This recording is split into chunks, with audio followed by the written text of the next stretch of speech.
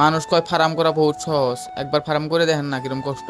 তো হ্যালো বন্ধুরা, কেমন আছেন সবাই? আশা করি সবাই ভালো আছেন। আবার এলাম ছোট্ট একটা মিনি ব্লগ নিয়ে। আজকে কিন্তু আমার কাছে নতুন কোনো কন্টেন্ট নাই, তাই ভাবলাম পুরানো একটা ভিডিও আছে, এটা এডিট করে ছেড়ে দেই। এনে কিন্তু একদিনের হাঁসের বাচ্চা, তাই রাইতে খাসিতে ভরে থুছিলাম। আমার ভিডিওটা কোনো হাঁসের বাচ্চার বিজনেস করা মানুষগুলো দেখতা শুন, অবশ্যই কমেন্ট করবেন আপনারা কেবা করে থেতেন রাইতে। এনে শাড়ি কিন্তু কালকে পাইরা দিছিলাম, তাই আজকে চেঞ্জ করার নাকবো, নতুন শাড়ি দেন নাকবো আজকে। কালকে যেই শাড়িটা দিছিলাম ওই শাড়িটা উঠে দিলাম, কারণ লেত্রা হয়েছে, তাই নতুন শাড়ি দিলাম।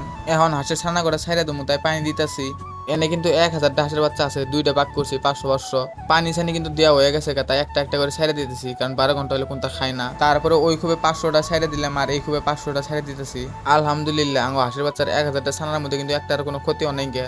আর দেন একদিনের ছানা কি তারা নোর পাতাছে, কেউ কিন্তু কয় আরবো না একদিনের ছানা বলে। তো আজকের ব্লগটা এই পর্যন্তই। কেউ যদি হাঁসের বাচ্চার বিজনেস শিখতে চান তাহলে অবশ্যই আমার ফলো করবেন। আমার ভিডিও দেখলে কিন্তু শিখারবেন। আমি কিন্তু প্রতিনিয়ত ফার্মের ভিডিও আপলোড করবো, তাই ভিডিওটা ভালো লাগলে অবশ্যই একটা ফলো করবেন।